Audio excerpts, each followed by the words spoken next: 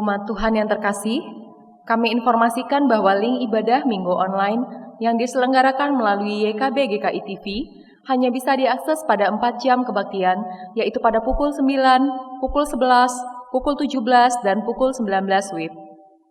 Dengan demikian, meskipun secara virtual, namun kita tetap dapat mewujudkan aspek persekutuan dengan beribadah bersama dalam waktu yang sama. Demikian warta pada hari ini, mari kita persiapkan diri untuk memulai ibadah kita dengan bersaat teduh.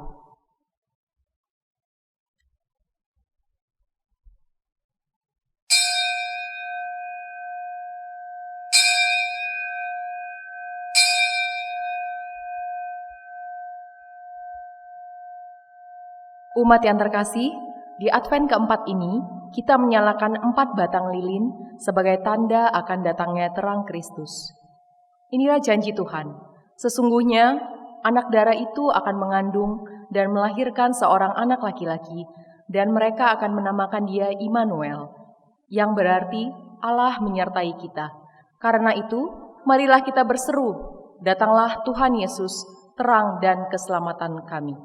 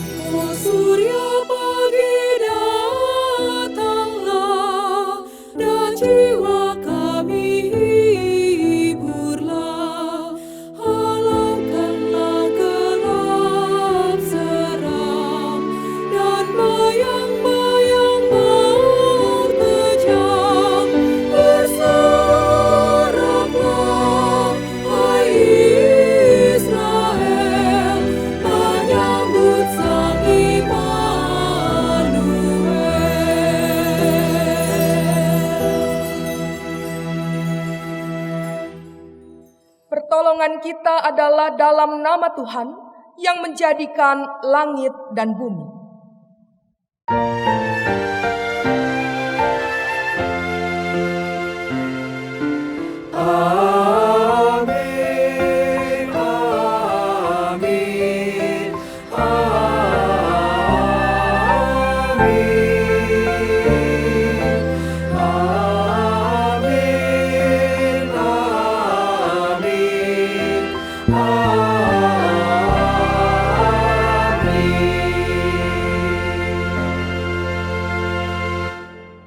Tuhan beserta saudara. Dan beserta saudara juga. Immanuel, Allah beserta kita, adalah sebuah kabar sukacita bagi kita. Immanuel menegaskan bahwa Allah hadir dan menyertai perjalanan kehidupan umatnya. Di dalam segala keadaan, Allah beserta kita. Immanuel menegaskan bahwa Allah mengasihi kita. Penyertaannya adalah bentuk nyata bela rasanya kepada manusia yang lemah dan membutuhkan kehadirannya. Immanuel juga memperlihatkan sebuah kesadaran bahwa perjalanan hidup umatnya memang tidak selalu mudah. Oleh sebab itu, umat selalu membutuhkan kehadiran dan penyertaan Allah dalam hidupnya.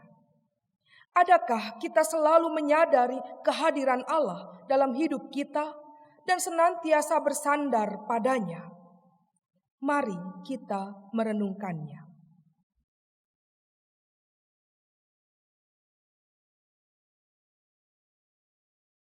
Mari kita berdoa.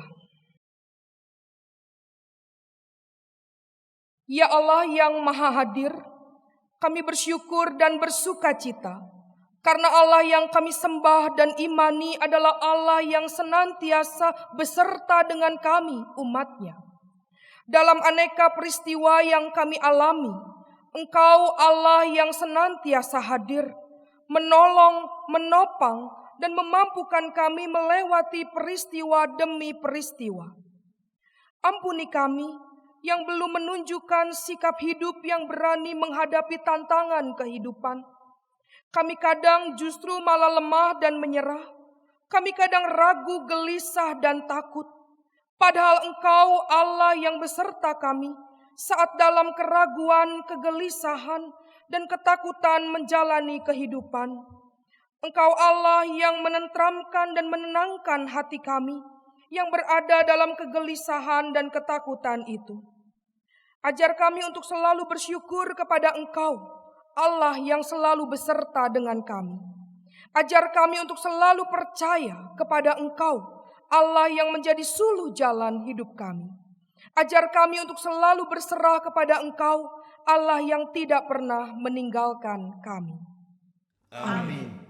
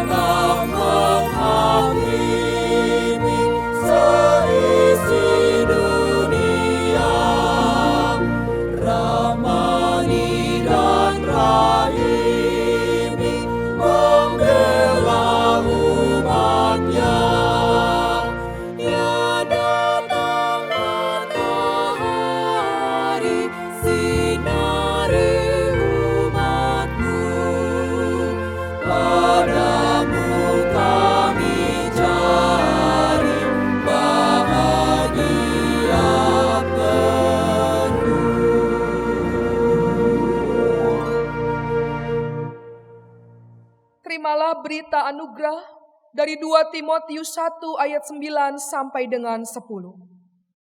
Dialah yang menyelamatkan kita dan memanggil kita dengan panggilan kudus, bukan berdasarkan perbuatan kita, melainkan berdasarkan maksud dan kasih karunia-Nya sendiri yang telah dikaruniakan kepada kita dalam Kristus Yesus sebelum permulaan zaman dan yang sekarang dinyatakan oleh kedatangan juru selamat kita Yesus Kristus yang oleh Injil telah mematahkan kuasa maut dan mendatangkan hidup yang tidak dapat binasa.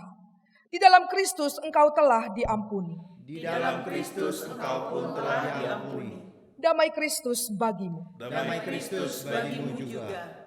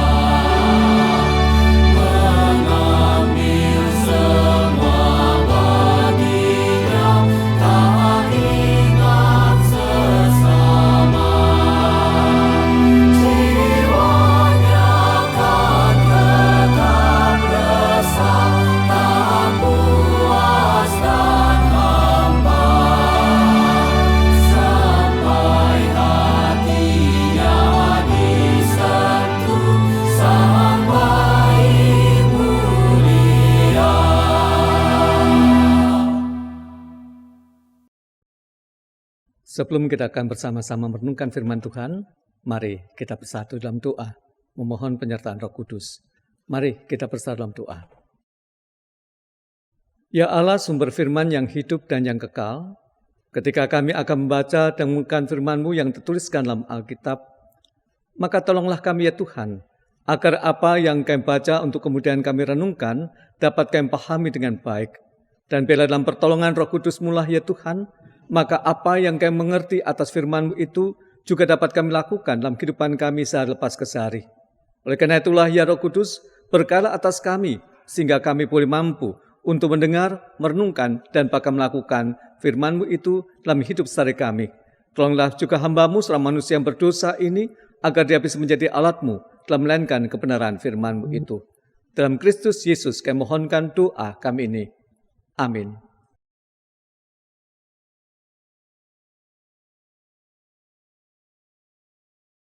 Bapak Ibu Saudara, bacaan pertama diambil dari kitab Yesaya 7 ayat yang ke-10 sampai 16.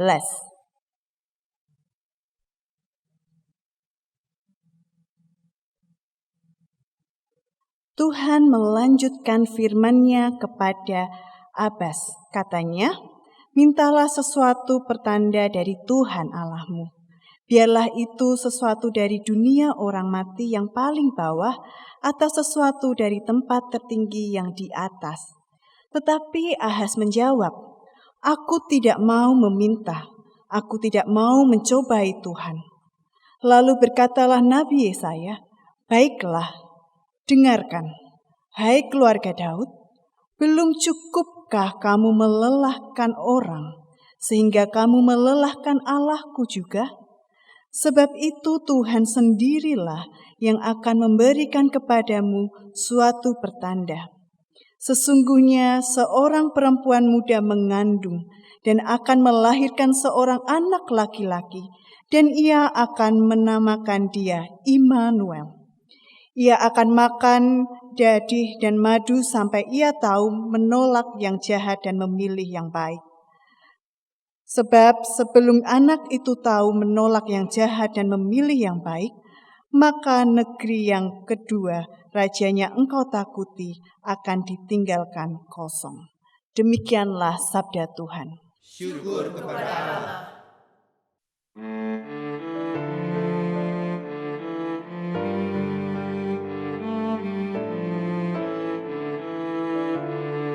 Ya Tuhan alam semesta, buat wajah-Mu bersinar, pulihkan kami ya Tuhan, sehingga kami selamat. Ya Tuhan alam semesta, buat wajah-Mu bersinar, pulihkan kami ya Tuhan, sehingga kami selamat. Telah Engkau mengambil pohon anggur dari Mesir, telah Kau halau bangsa-bangsa, dan pohon itu Kau tanam. Telah Engkau sediakan satu tempat baginya, dia pun berada dalam-dalam dan memenuhi negeri itu. Ya Tuhan alam semesta, buat wajah-Mu bersinar, pulihkan kami ya Tuhan, sehingga kami selamat. Gunung pun terlindung karena bayang-bayangnya, dan pohon-pohon ara salah terlindung oleh rantingnya. Dijulurkan ranting-rantingnya terus sampai ke lautan, dan pucuk-pucuknya menjulur sampai ke sungai Efrat. Ya Tuhan alam semesta, buat wajah-Mu bersinar, pulihkan kami ya Tuhan, sehingga kami selamat. Mengapakah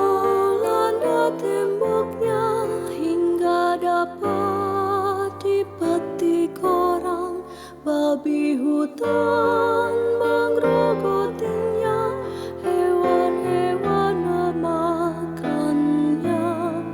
Kembalilah ya Allah, dan dari langit pandanglah, indahkan pohon anggur ini yang ditanam tangan kananmu. Ya Tuhan alam semesta, buat wajah-Mu bersinar, pulihkan kami ya Tuhan, sehingga kami selamat. Bacaan kedua diambil dari surat Roma ayat yang pertama sampai ke-7.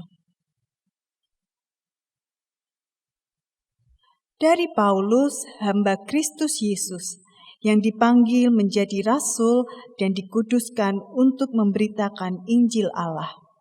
Injil itu telah dijanjikannya sebelumnya dengan perantaraan nabi-nabinya dalam kitab-kitab suci, tentang anaknya yang menurut daging diperanakan dari keturunan Daud, dan menurut Roh Kekudusan dinyatakan oleh kebangkitannya dari antara orang mati, bahwa Ia adalah Anak Allah yang berkuasa, Yesus Kristus Tuhan kita.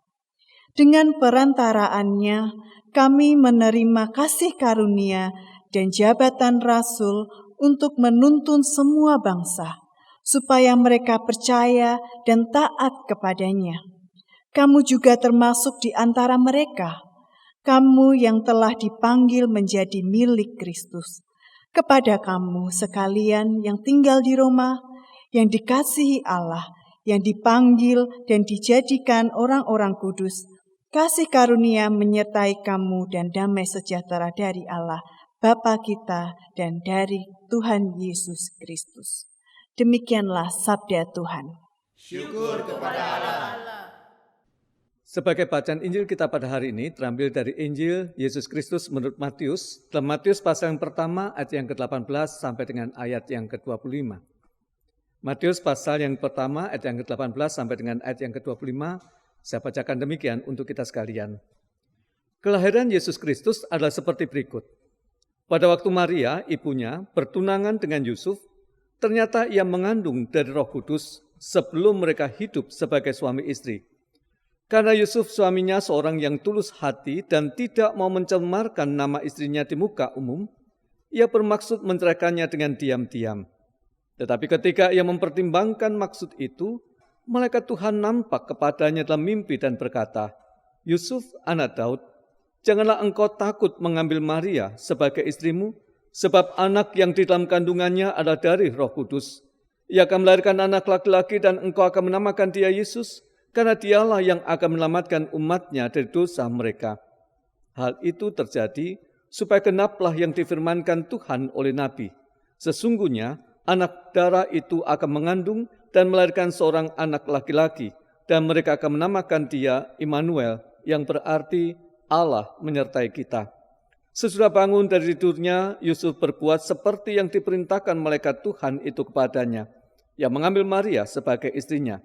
Tetapi ia tidak bersetubuh dengan dia sampai ia melahirkan anaknya laki-laki dan Yusuf menamakan dia Yesus. Demikianlah Injil Yesus Kristus, berbagai setiap kita yang mendengarkan, merenungkan, dan melakukannya dalam hidup sehari kita. Maranatha.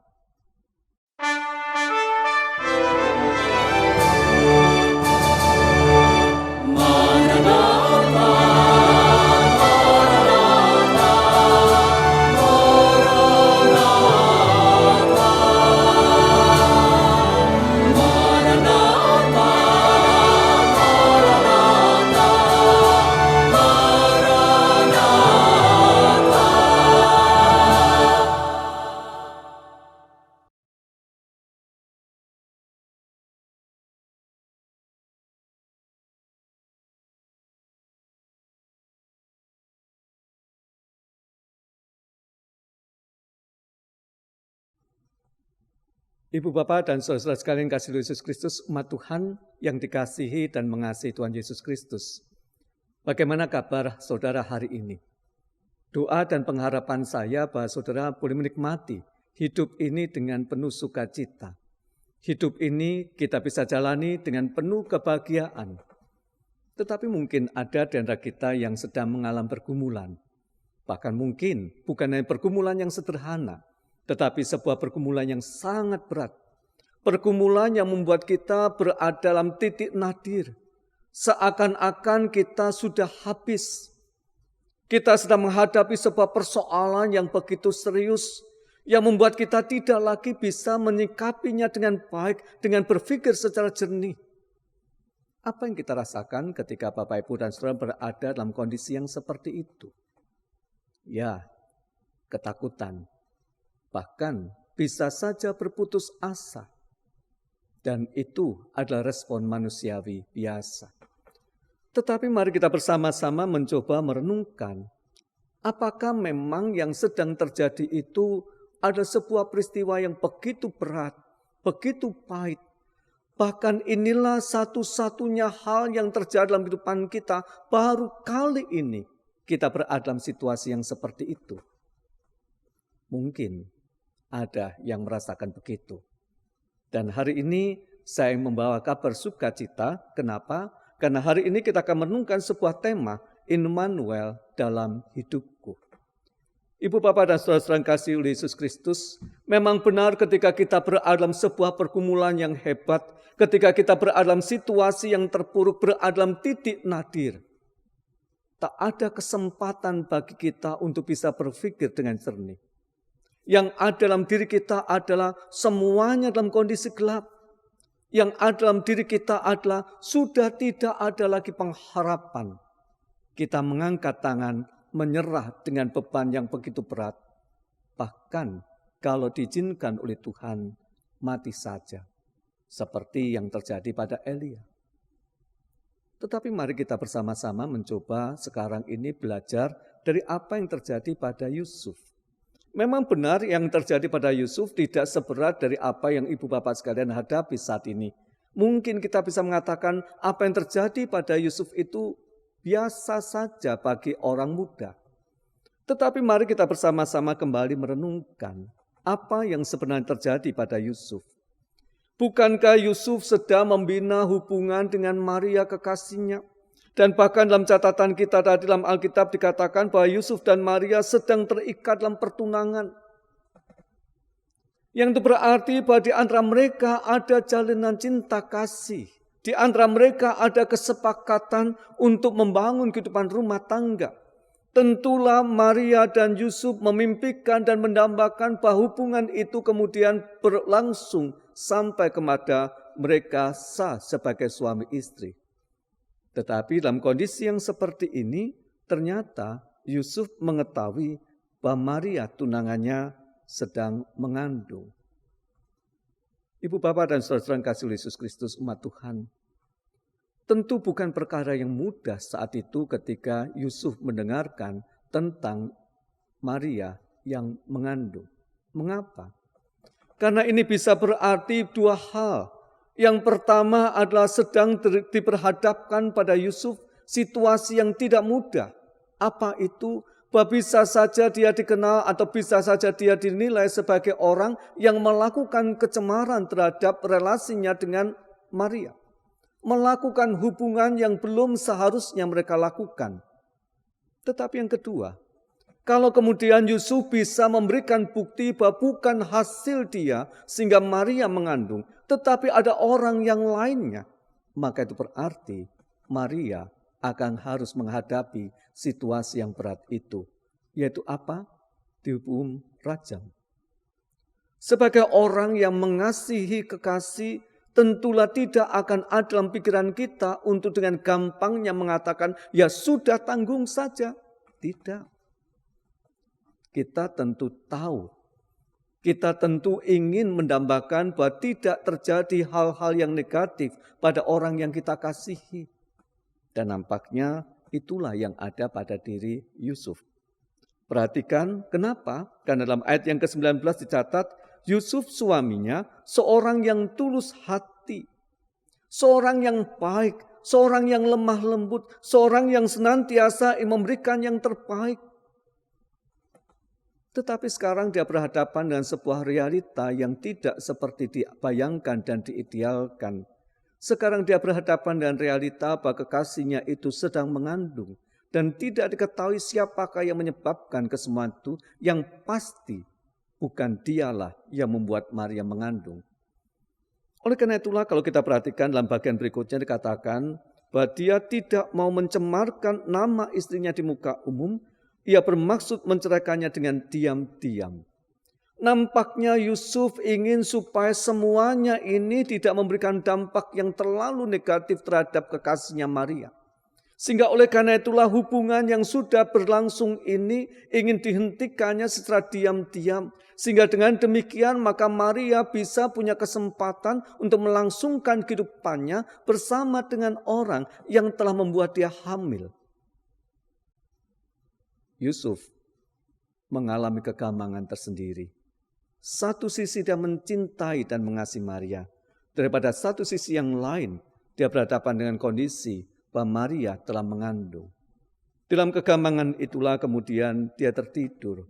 Dan ketika tertidur itulah kemudian dia mendapatkan penampakan malaikat menjumpai dia dan menyapa dia dengan kata-kata, Yusuf anak Daud, janganlah engkau takut mengambil Maria sebagai istrimu.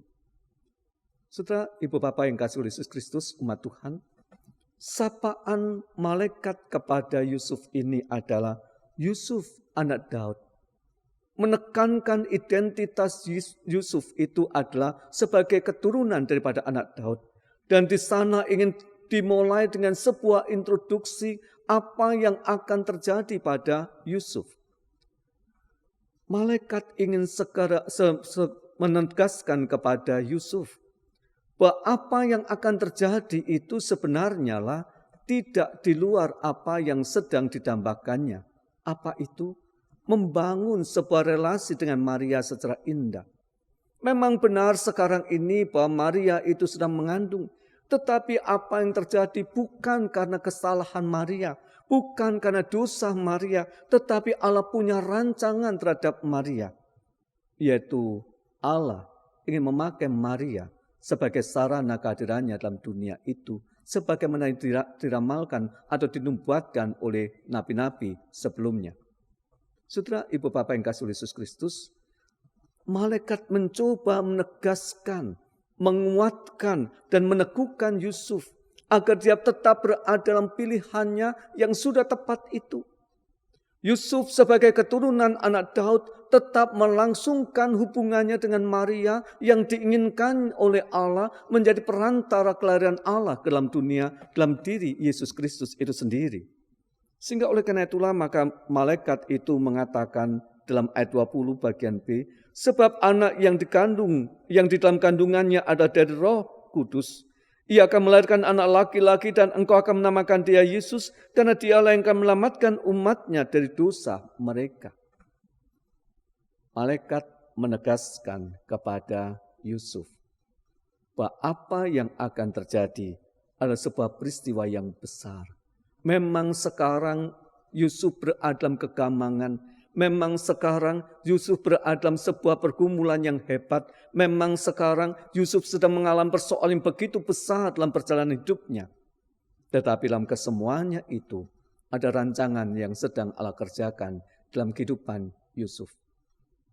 Ibu bapak dan saudara-saudara sekalian kasih Yesus Kristus, umat Tuhan. Hal yang sama ketika kita tadi mencoba memperhatikan apa yang terjadi dalam Yesaya pasal yang ke-7 ayat 10 sampai dengan ayat yang ke-16 tentang Raja Ahaz. Raja Ahaz yang sedang mengalami persoalan yang begitu besar, begitu hebat. Kehidupan kerajaannya berada dalam ancaman yang begitu luar biasa. Dan di sana Allah mengutus Yesaya untuk menegaskan kepada Ahaz bahwa Allah akan berpihak kepada Ahaz. Itulah sebabnya Yesaya mengatakan dalam ayat yang ke-11, mintalah suatu pertanda dari Tuhan Allahmu. Bila itu sesuatu dari dunia orang mati yang paling bawah atau suatu ke tempat tertinggi yang di atas. untuk menegaskan bahwa sejatinya Ahaz tidak pernah sendiri. Ahaz disertai oleh Allah. Tetapi Ahaz bimbang, Ahaz gamang, Ahaz bahkan tidak menaruh percaya bahwa Allah tetap bisa diandalkan dalam kehidupan dia. Kenapa?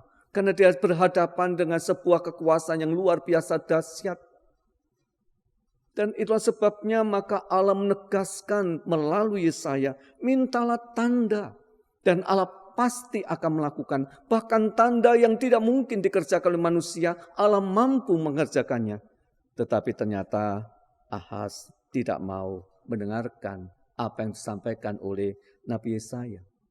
Saudara umat Tuhan kasih Yesus Kristus, ketika saya mencoba merenungkan dan membaca dua bagian Alkitab ini, dan kemudian ingin saya coba pertemukan dengan kehidupan kita, bukankah tak jarang kita berada dalam posisi mereka berdua? Entahkah itu Yusuf, entahkah itu Ahaz, yaitu hidup dalam sebuah pergumulan. Dan bagaimana kita menyikapi pergumulan, bagaimana kita menempatkan pergumulan, bagaimana kita memaknai pergumulan, itulah yang membedakan kita dalam melangsungkan kehidupan kita ke depan. Ketika kita memaknai dalam pergumulan itu ada Allah yang terus hadir dalam kehidupan kita, ada Allah yang terus berkarya tengah-tengah kehidupan kita, maka kita punya kekuatan untuk terus menghadapi pergumulan, menghadapi persoalan itu dalam sebuah pengharapan bahwa tangan Tuhan akan melepaskan kita. Tetapi ketika kita melihat pergumulan ini sedemikian luar biasa besar, fokus kita hanya kepada pergumulan yang sedang kita alami. Dan kita tidak lagi memiliki kesempatan untuk memandang kepada Allah yang berkuasa. Bukankah buah yang kita akan hadapi dan kita akan peroleh adalah ketakutan yang luar biasa. Saudara, di manakah kita berada? Apakah kita ketika menghadapi pergumulan itu, kita firm, kita mantap, mengimani bahwa Allah tetap ada di sana? Ataukah kita fokus kepada pergumulan, persoalan yang begitu besar, sehingga oleh karena itu ruang bagi Allah itu kemudian tak lagi tersisakan dengan baik. Maka disitulah yang akan menghasilkan kehidupan kita akan kita lalui seperti apa. Tetapi kali ini kepada kita bersama-sama ingin ditegaskan bahwa ketika kita menghadapi pergumulan yang berat, maka mari kita bersama-sama menghadapi kesemuanya itu dengan memandang kepada Allah. Allah yang tak pernah meninggalkan kita. Allah yang senantiasa hadir dalam kehidupan kita. Bahkan dalam pergumulan yang paling hebat sekalipun, Allah itu tetap nyata. Tetapi mungkin ada di antara kita, ibu bapak dan saudara yang mengatakan, ya memang seharusnya begitu Pak Tris. Tetapi apakah Pak Tris tahu dengan pergumulan dan persoalanku?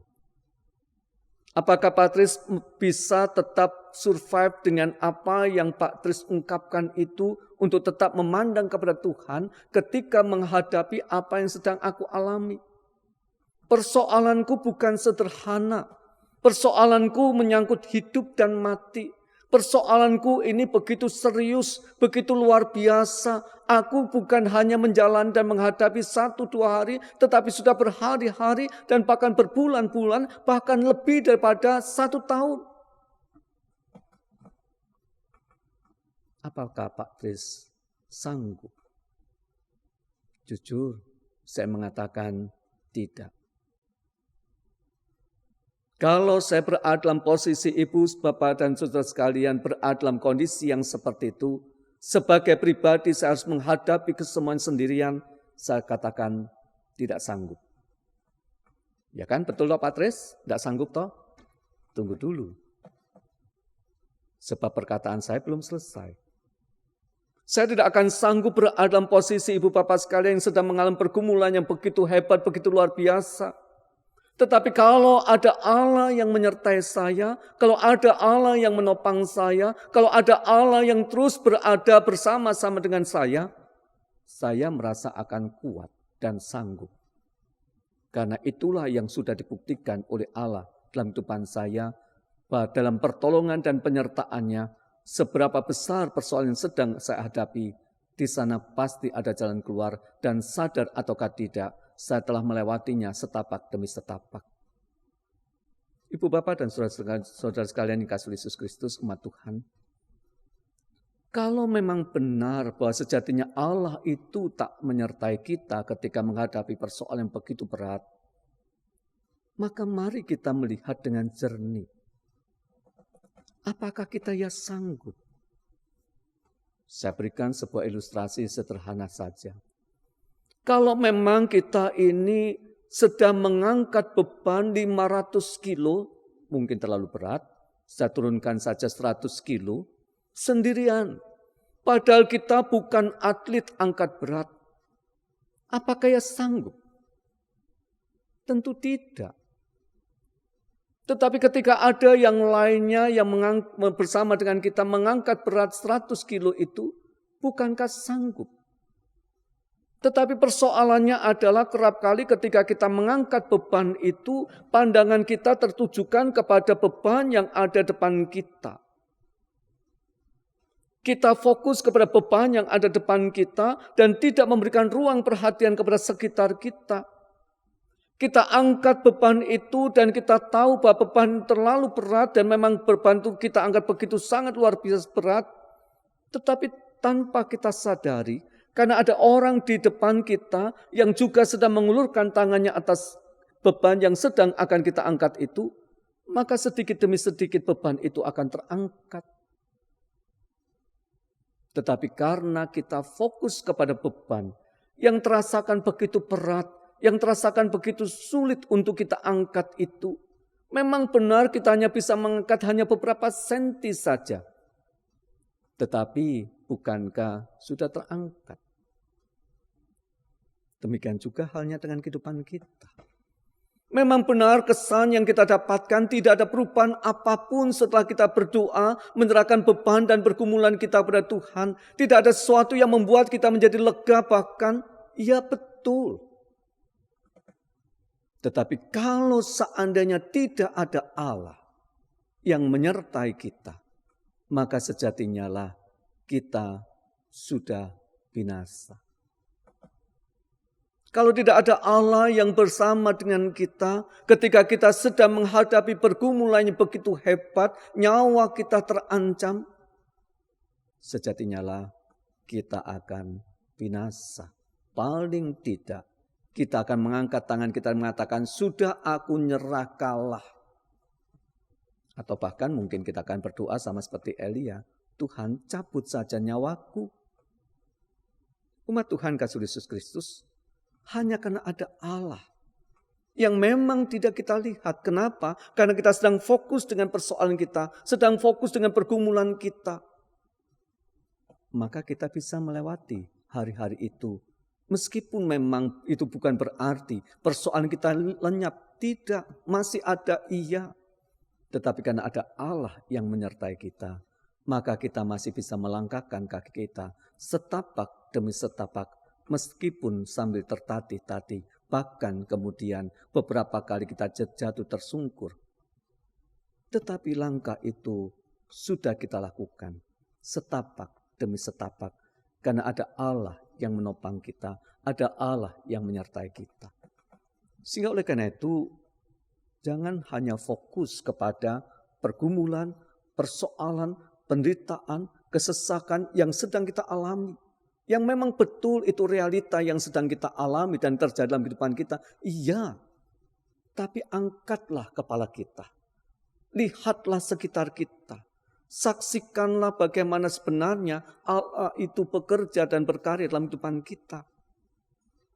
Maka disitulah kita akan mendapatkan kekuatan. Dan kita akan bangkit dan berdiri untuk kemudian melanjutkan perjalanan kita itu dengan indahnya. Oleh karena itu jemaat Tuhan kasih Yesus Kristus, di saat kita merayakan Minggu Advent yang keempat ini, dan kita bersama-sama merenungkan sebuah tema tentang Immanuel dalam hidupku, maka biarlah ini menjadi dasar bagi kita untuk hidup berpengharapan. di saat menantikan kedatangan Kristus yang kedua kali. Dan kita mampu untuk terus bersandar kepadanya, memandang kepada Dia sebagai Allah yang terus berkarya dalam kehidupan kita. Sampai pada saatnya Dia datang kedua kali dan kemudian membuka tangannya dan berkata kepada kita, "Datanglah hai umatku, masuklah dalam tempat yang telah aku sediakan bagimu." Amin. Mari kita mengambil satu doa sejenak.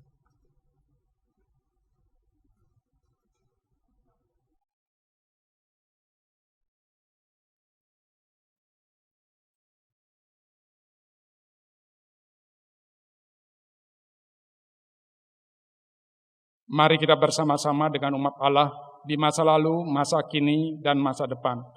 Mengingat janji baptis kita dengan mengikrarkan pengakuan iman rasuli. Aku percaya kepada Allah, Bapa yang Maha Kuasa, Khalik langit dan bumi, dan kepada Yesus Kristus, Anak yang tunggal Tuhan kita, yang dikandung dari Roh Kudus, lahir dari anak darah Maria, yang menderita sengsara di bawah pemerintahan Pontius Pilatus, disalibkan, mati dan dikuburkan, turun ke dalam kerajaan maut, pada hari yang ketiga, bangkit pula dari antara orang mati, naik ke surga, duduk di sebelah kanan Allah, Bapa yang Maha Kuasa, dan dari sana Ia akan datang untuk menghakimi orang yang hidup dan mati. Aku percaya pada Roh Kudus, gereja yang kudus dan aham, persekutuan orang kudus, pengampunan dosa, kebangkitan orang mati, dan hidup yang kekal. Amin.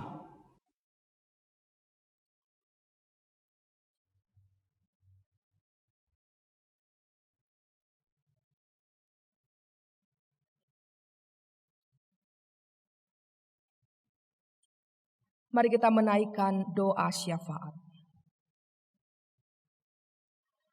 Kami mensyukuri anugerah Tuhan melalui firman Tuhan yang kami dengarkan bersama.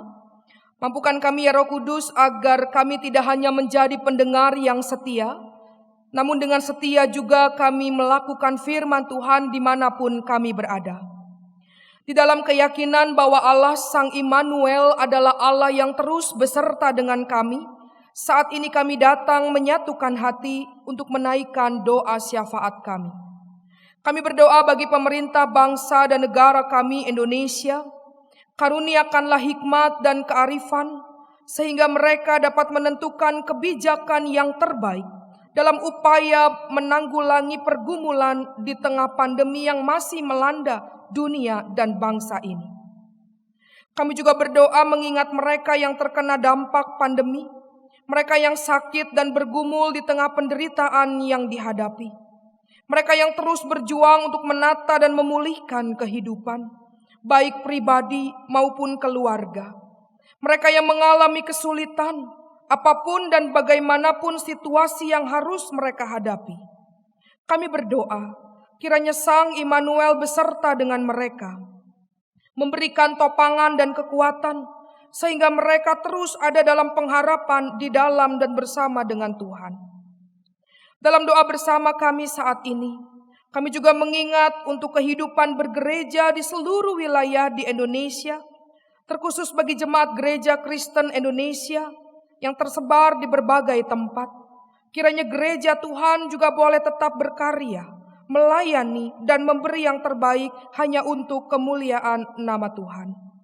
Dalam persiapan menyambut Natal, kami juga berdoa, kiranya seluruh rangkaian kegiatan aktivitas yang dipersiapkan mampu memperjumpakan umat dengan Tuhan, sehingga umat dapat menghayati makna Natal yang sejati di dalam kehidupan mereka, terutama di tengah situasi yang berubah, bahkan penuh keterbatasan saat ini. Inilah rangkaian doa syafaat kami yang jauh dari sempurna, yang kami alaskan di dalam nama Tuhan kami Yesus Kristus, Sang Immanuel, Allah yang beserta dengan kami, yang telah mengajar kami berdoa bersama. Bapa kami yang ada di surga, dikuduskanlah namamu, datanglah kerajaan-Mu, jadilah kehendak-Mu di bumi seperti di surga. Berikanlah kami pada hari ini makanan kami yang secukupnya, dan ampunilah kami akan kesalahan kami, seperti kami juga mengampuni orang yang bersalah kepada kami. Dan janganlah membawa kami ke dalam pencobaan, tetapi lepaskanlah kami dari yang jahat. Karena Engkaulah yang mempunyai kerajaan dan kuasa dan kemuliaan sampai selama-lamanya. Amin.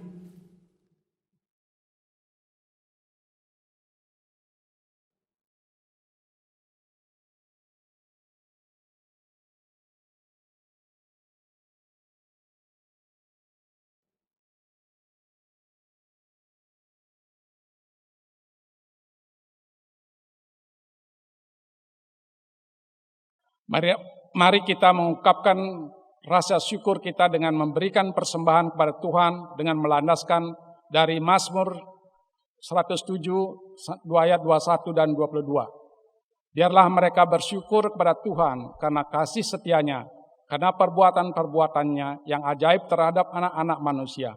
Biarlah mereka mempersembahkan korban syukur dan menceritakan pekerjaan-pekerjaannya dengan sorak-sorai. Saudara-saudara dapat mengirimkan persembahan ke rekening gereja masing-masing.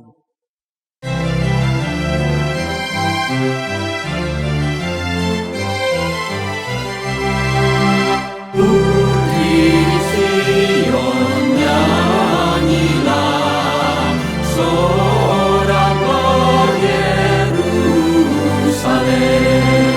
Mari sambut Rajamu, Raja damai terimalah.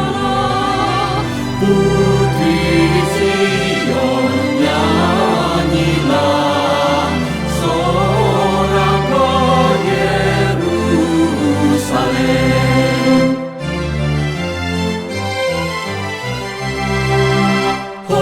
Hosiana putra Daud, umatmu berkatilah.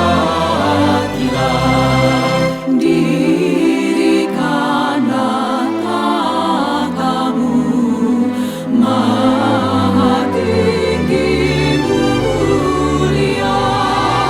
Hosiana putra Daud, umatmu berkatilah.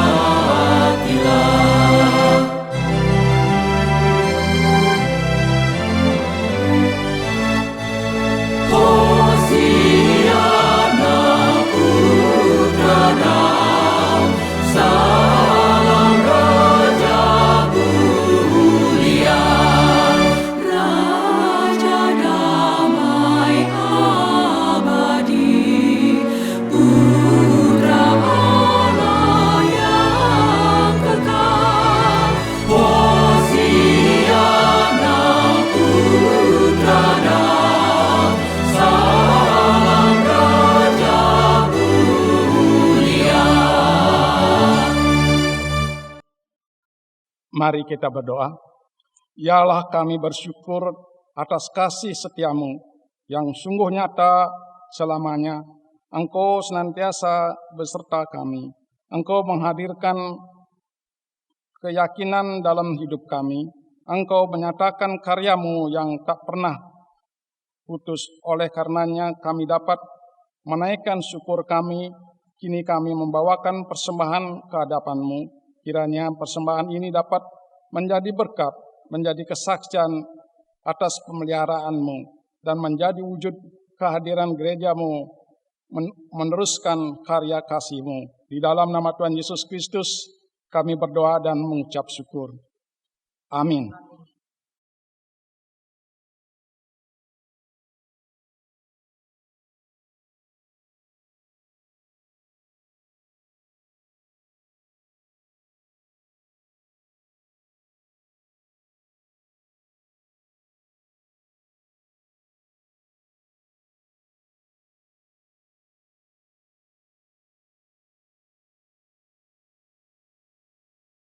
Lanjutkanlah kehidupan dengan keyakinan bahwa Allah beserta denganmu.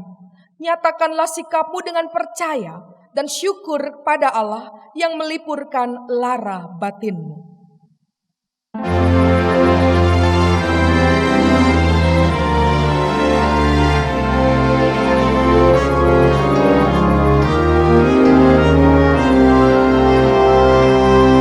Ya Yesus, di Kau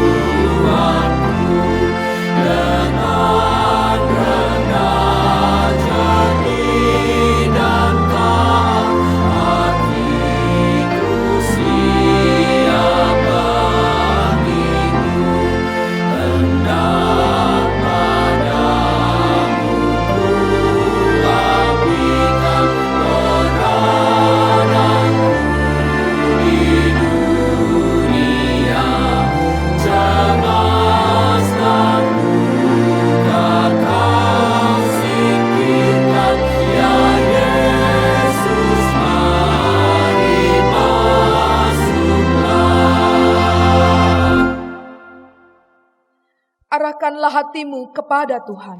Kami mengarahkan hati kami kepada Tuhan. Jadilah saksi Kristus. Syukur kepada Allah, Terpujilah Tuhan. kini dan selamanya. Kita sambut berkat dari Tuhan. Kiranya Allah Bapa, Anak, dan Roh Kudus menyertai, mendampingi, dan menguatkanmu, sehingga engkau merasakan kehadiran dan bersandar padanya.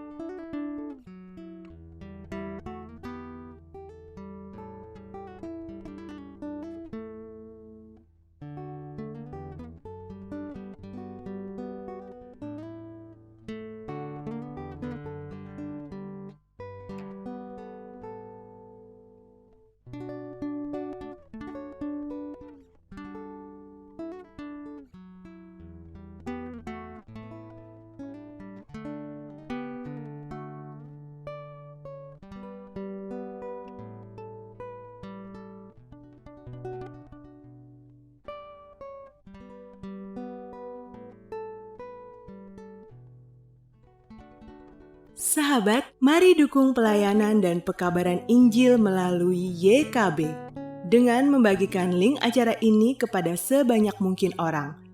Dukungan juga dapat saudara lakukan dengan mentransfer dukungan finansial ke rekening BCA ke nomor 450 305 2990 450 305 2990 atas nama Yayasan Komunikasi Bersama.